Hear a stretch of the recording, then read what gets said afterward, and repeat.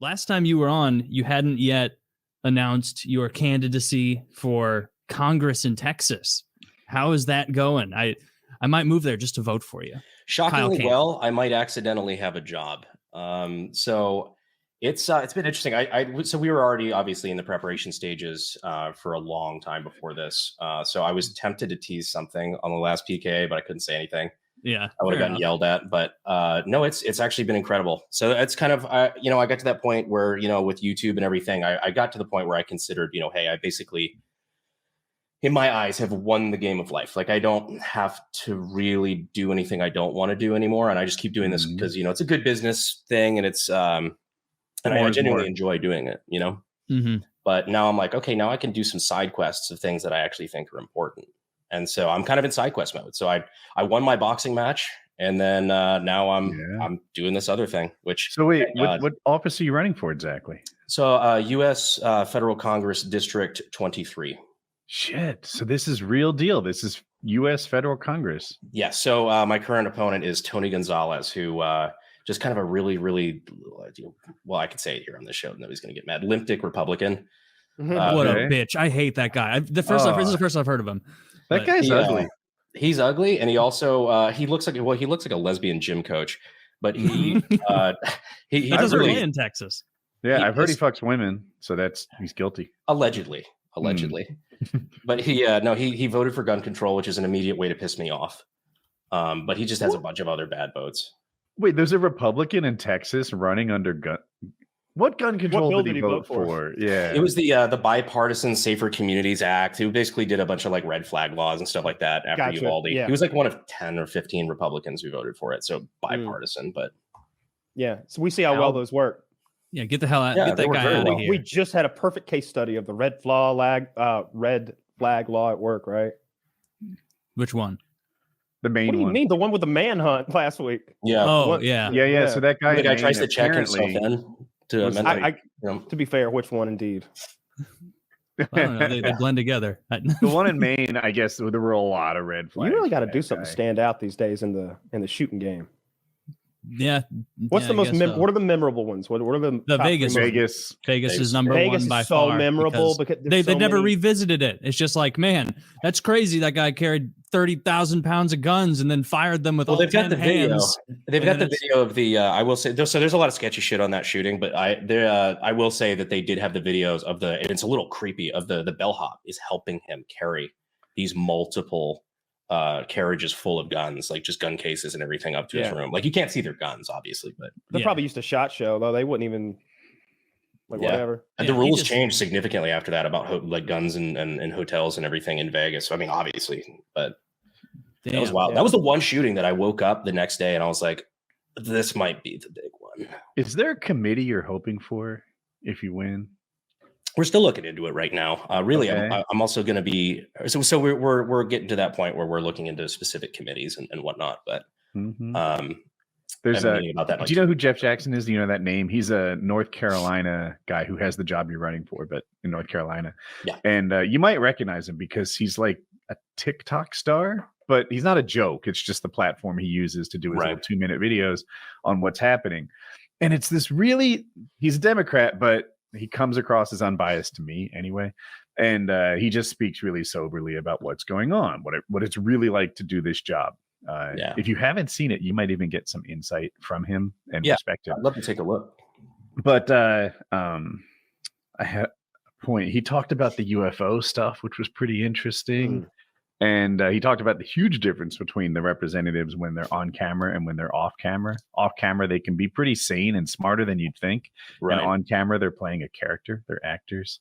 I've noticed that a lot. I've talked to a few members of Congress that, like, are dramatically different, and not necessarily in a bad way, but like dramatically different on camera and when they're doing their job. And then when you talk to them on the phone or something like that, you see the real person actually come out, and it's a very different.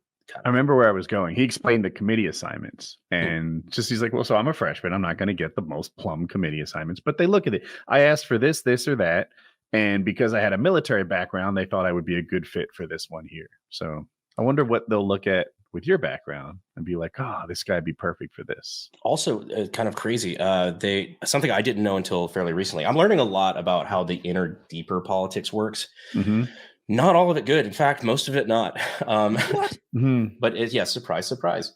But the one of the things is you have to pay for your committee assignments.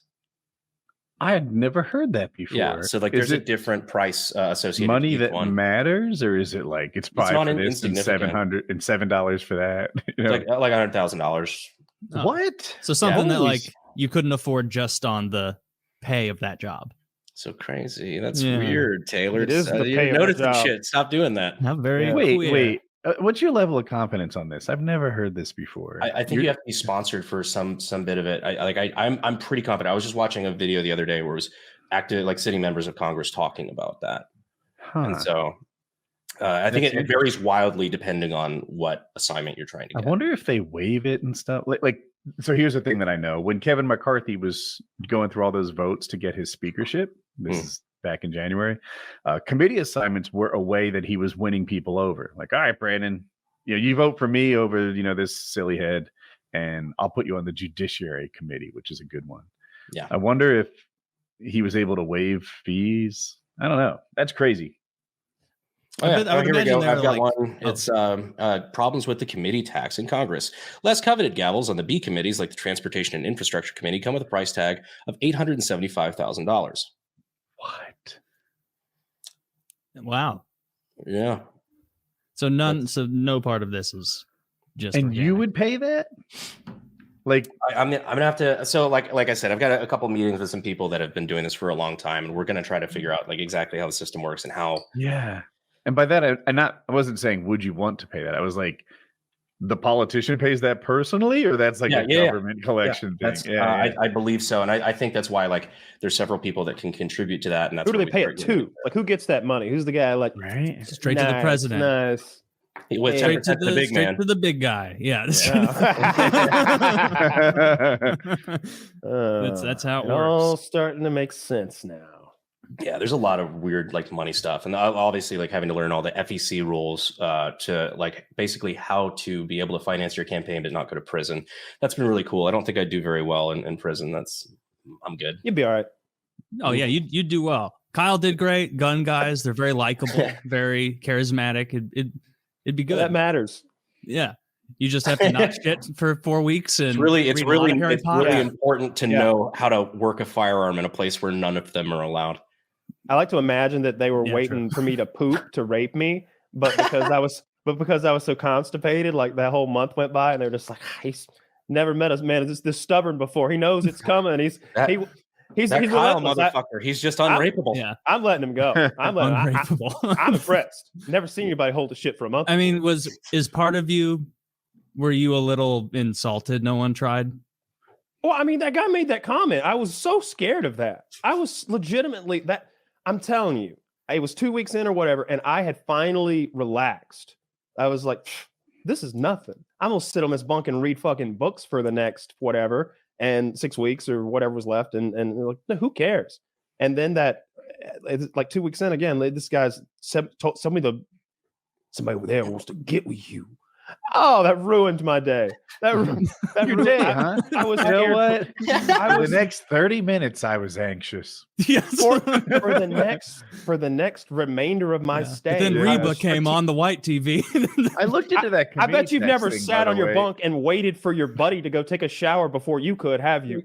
Ironically, now I'm so scared. I want to get the facts right on this. That these are fundraising goals.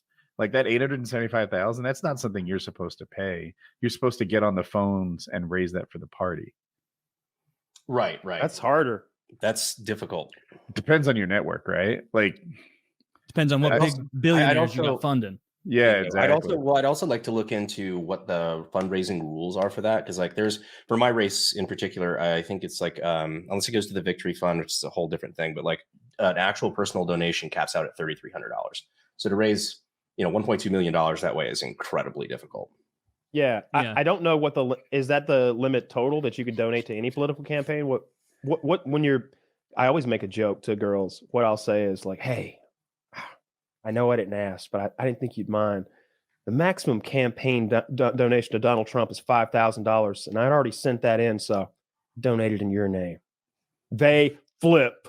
They lose their fucking shit when you tell them that. Like, you will lose a girlfriend real quick if you stick to that story for too long. That's pretty funny though. It is really, it's worth it. Yeah. And I bet it would endear them to you a little bit because they're like, wow, this guy can just throw 10 grand around, not caring. Wow. And But no, then I she's let like, him know. can I write this off my taxes now? Is that how that works? I don't know. You actually, so you don't get to write it off at all. Yeah, political contributions aren't tax deductible. It's not like a good cause. Which I was shocked too. I didn't think so going in either. But yeah, they are. They're not tax deductible. There's got to be like someone's created a loophole for that, though, right? These are the most powerful and influential people in the world. There's got to be a way to donate politically and have it be tax deductible. Maybe you're donate to your group or some fund or something that in essence is you. I feel like there is. Like, I bet there's some like Sierra Foundation, right? That probably has political influence. Sierra Foundation is an environmental group that people don't know. Yeah, sure. Since you started like the running process and all of that, like, has there been any unexpected nonsense or like interest from media figures and stuff that you didn't anticipate, or people trying to get backstories on you, or like, how has that been? I imagine when you announce your candidacy for something, like immediately like floodgates of inquiries start. Yeah, so I had a couple contacts, and like I've been in the political realm before, so like this isn't like a whole new rodeo for me necessarily, but definitely a lot of so there was two different points where things got interesting. One was the initial announcement, obviously that kind of like made a bit of a splash. The second one was when we released our fundraising numbers. Because when we first announced, then it was like it was kind of like, okay, internet guy, haha, okay, he thinks he's gonna make a run at it. They had no idea like the preparation we'd done. Like, I'm actually like, I've been in this world a little bit before, so like we knew what we were doing a bit. Sure. I've got really good consultants. I've got a couple of people that are they know what to be doing right now. Not make a joke out of this campaign. So we had, the initial wave of inquiries and everything right off the bat, trying to get into the news cycle of it. The second bit was when we released our fundraising numbers and people went, oh, fuck, he's serious. Because we fundraised. So there's two other real serious primary challengers in this race this time around. We out fundraised both challengers combined by like 22 times over. Oh my God. Shit. Yeah. They're in a bad place then. That's awesome. Yeah. It's been kind of wild, and it's been no super PAC money, no big PAC money. Amount on that, because I got to know, like how much money did you raise? In 2 months of fundraising, we raised over $325,000. Yeah, that'll get her done. All right. So that's in 2 months of fundraising in Q3. I entered Q3 late.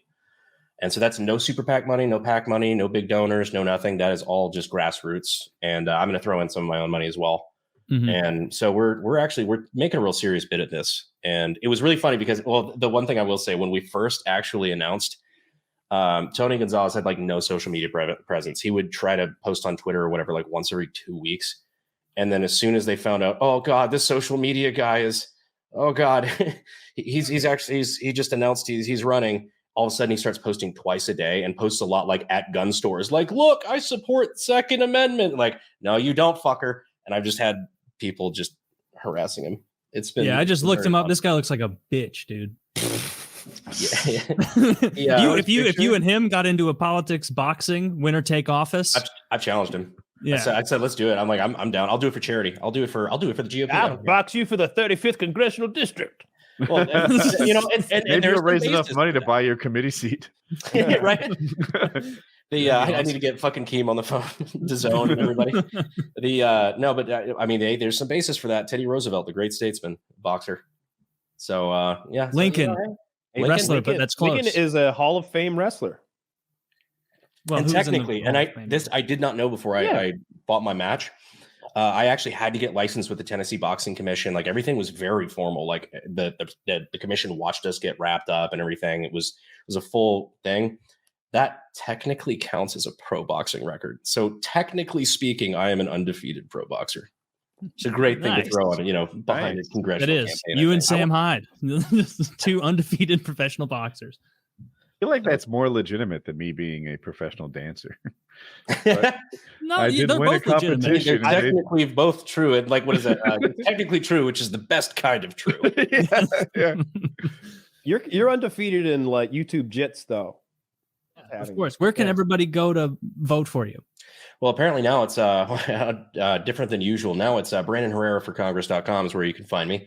So you can see some of the other issues and things that we talked about. But yeah, we'll see how it goes. Maybe we'll have to do an update here for too long. All right. I also wanted to extend the invite to all you guys too. We're doing another big creator range day down here in Texas on in early December. So, if you guys want to come on down, make the trip, Kyle will have plenty of flamethrowers and air rifles. And I don't even know if I'm supposed to be around guns. You can look at them. The government can't get you for that.